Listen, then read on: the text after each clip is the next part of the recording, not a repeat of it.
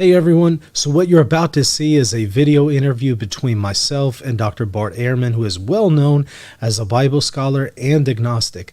Now obviously I don't come from an agnostic perspective, but I'm interviewing him on the book of Acts, who its author was, is it reliable, what was its purpose, things like that.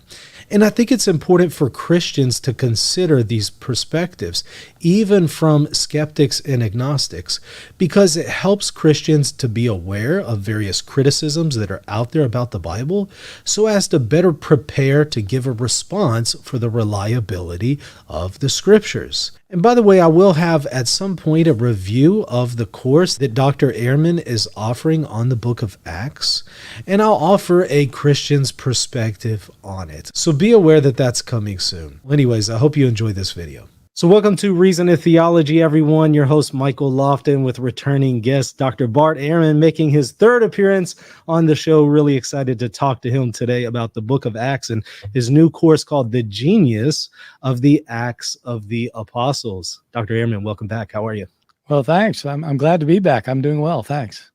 Awesome. So, we might have some people in the audience who have not yet read the book of Acts. So maybe just start us out light by telling us a little bit about what it's about.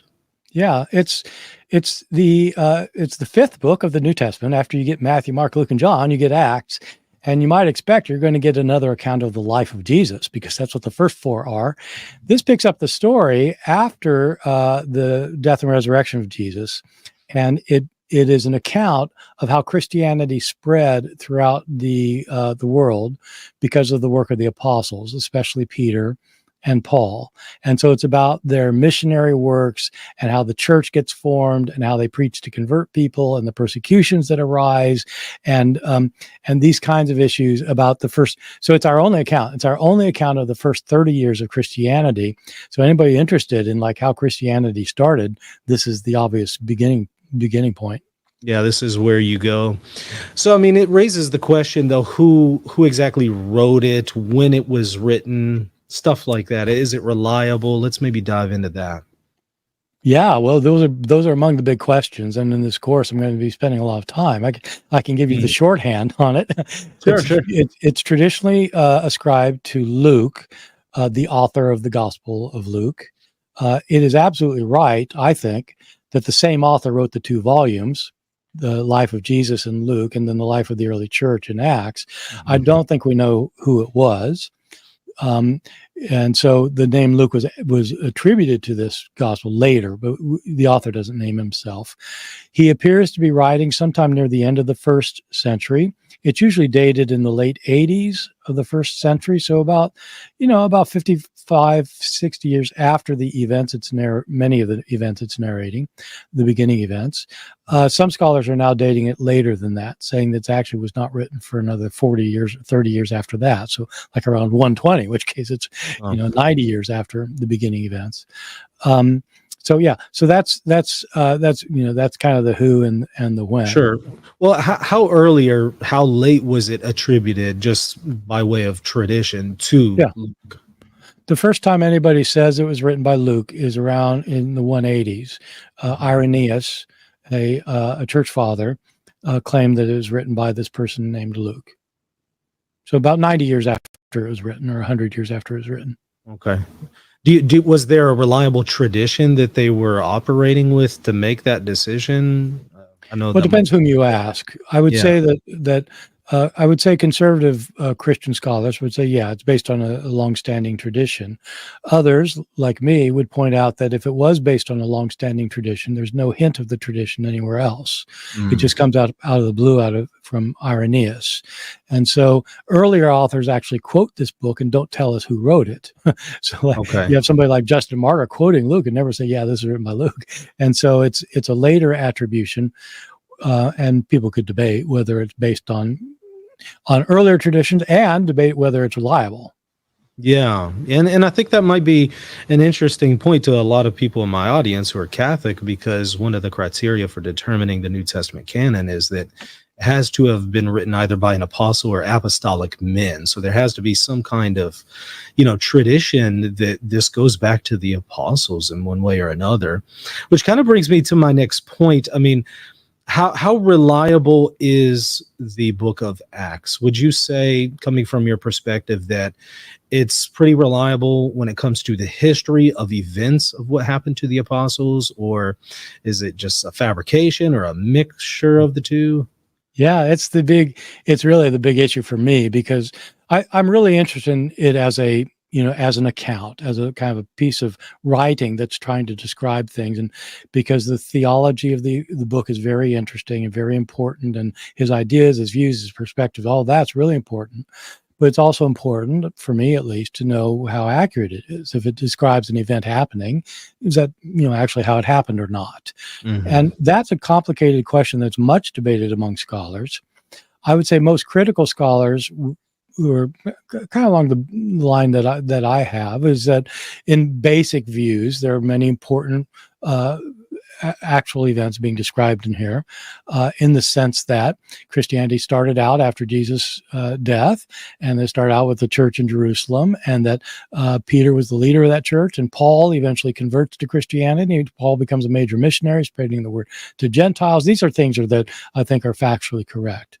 I think the problem is that once you start getting into the details, there are reasons for thinking that many of the details, and in fact, rather big details, Hmm. are not historical. Are there Um, things outside of the book of Acts that might corroborate some of those details, or is just Acts all we have? well, so since Paul is the main figure in 2/3 of the book, he Mhm. converts in chapter 9. We have an account of his conversion in chapter 9, and then he becomes the main figure in chapter 13, and he's the main figure for the rest of it. Um, since that's the case, the book of Acts talks about some things that Paul himself talks about in his letters. And so you can compare what I call him Luke, what the author says Paul said and did at this point, with what Paul himself says he said and did at this point. And when you do that, the unsettling thing is that often they contradict each other. Mm. And so you wonder, well, they can't. So I'll just give you one example. When Yeah, Paul please do. converts in chapter 9, um, let me go back to Paul. Paul himself, in the book, in his letter to the Galatians, he talks about his conversion. And he says that when he had this revelation of Christ, he says, I did not, when that happened, he said, I did not consult with flesh and blood. I didn't talk to another human about it. And I did not go to Jerusalem to consult with the apostles before me. Hmm. And he says, before God, I am not lying. So he's swearing to it. And it looks like somebody's accused him of getting his stuff from somebody else, from the apostles or something. No, I didn't consult with anyone else, and not the apostles. When you read the book of Acts, he converts in chapter 9. The first thing he does Hmm. after he sees Jesus is he consults with Ananias. He consults with somebody who gives him the lowdown. And then the first thing he does when he leaves Damascus is he makes a beeline to Jerusalem to consult with the apostles. And so Mm. if you think that the Bible can't have any mistakes, you've got to figure out a way to reconcile that, because it really looks like it's the opposite. Is maybe Luke maybe telescoping there in the book of Acts and just kind of rushing to later events to tell a point, make a point? Well, it could be. There are times when he indicates that he's telescoping, and he doesn't indicate that here. Um, and so, usually when somebody says then, they don't Hmm. mean like, 3 years later. They mean then. But it's certainly possible. But it seems like, if you're just reading it, there would be no reason to think so.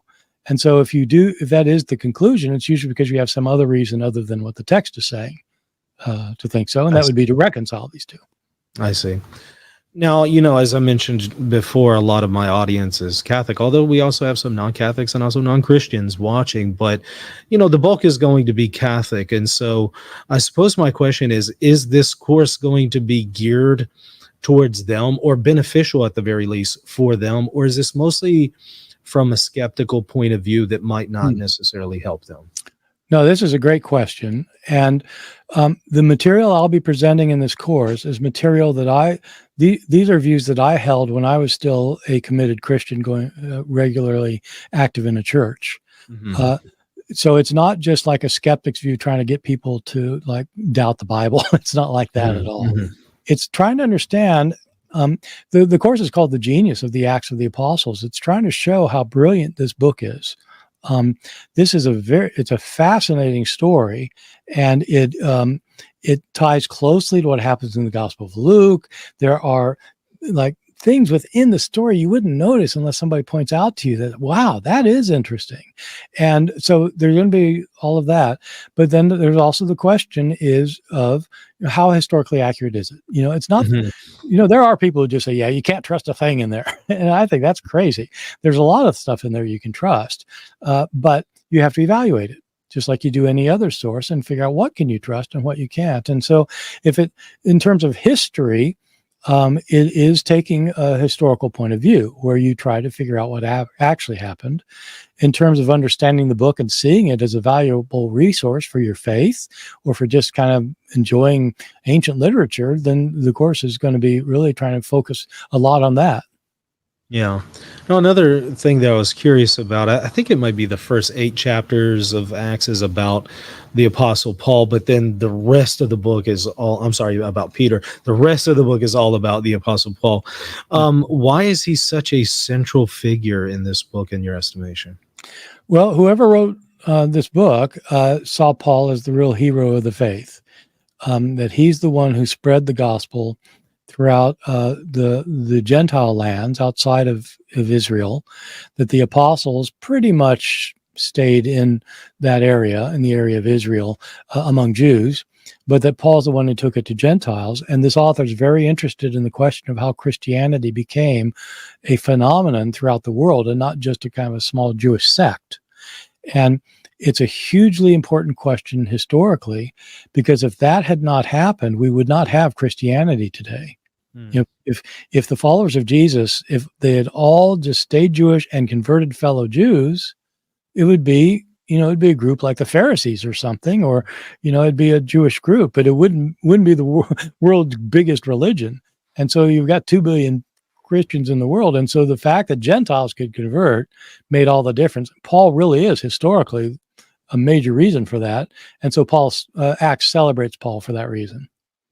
It seems to end really abruptly, and it's as if the author is basically saying there's much more history to be written, and so he just kind of lets history write itself from there. At least that's the impression that I get. Why do you think it ends so abruptly, though? So it ends with Paul gets arrested, and then he gets thrown in jail, and he spends time in jail. He eventually appeals to the emperor for justice, and they take him to Rome, and it ends with him in Rome, preaching to the people who are coming to see him in jail in Rome. It's a brilliant ending. It's part of the genius of Acts, because the whole point of Acts is that the gospel message goes from the Jews to the Gentiles. It goes from Jerusalem, the capital city of the Jews, to Rome, the capital city of the Roman Empire. And so it goes, and so that's showing the expansion of Christianity. So it ends in Rome with the gospel being taken to Rome, and it's more or less fulfilled its mission at that point. Many people have said that maybe it ends when it does because it doesn't portray Paul's execution. So it must have been written before Paul was executed. And that's a common line that people have, but I don't think it's convincing at all. And one reason I don't think it's convincing, for one thing, there's really good evidence it was written in the 80s or the 90s, 30 years after Paul died. But another reason for thinking that is that one of the themes of Acts, one of the major themes it develops, is that the Spirit of God was behind the spread of the Christian church. And because the Spirit of God was behind it, nothing could stop it. They persecute Paul, they beat him, they throw him out of the city. At one place, they stone him to death, and he just gets up and goes to the next city. You can't stop Paul. And, and so it doesn't end with Paul's execution, because that would stop him. And so I think it ends when the gospel is now taken to the heart of the empire. I know we're almost out of time. So what would be the biggest takeaway that you have from this course? Like, what's the main thing you want people to take away from it? Well, I'd say 2 things, because as with every book from the Bible that I deal with, I try to understand it as what it's trying to teach. Like, what does it want its readers to understand about God, about Christ, about salvation, about the Spirit? How is this author understanding this Christian faith at such an early stage of the Christian movement? The other thing is, if you're interested in knowing what actually happened in the life of Paul, in the life of Peter, in the life of the early church, how reliable a source is this? Is it completely reliable? Is it like not reliable at all? Is there something in between? How do you decide? I think that's an important issue if you're interested in knowing how Christianity developed. And if you're interested in that, everybody check out the link in the show notes. I have it right there in the description where you can sign up. Thank you so much, Dr. Ehrman. Appreciate your Okay, time. thanks for having me. Yeah. Thank you. Hey, thanks for watching. I hope you enjoyed that video. Show support for the channel if you appreciate the content here at Reason and Theology by hitting that subscribe button, and also hit the like button while you're at it.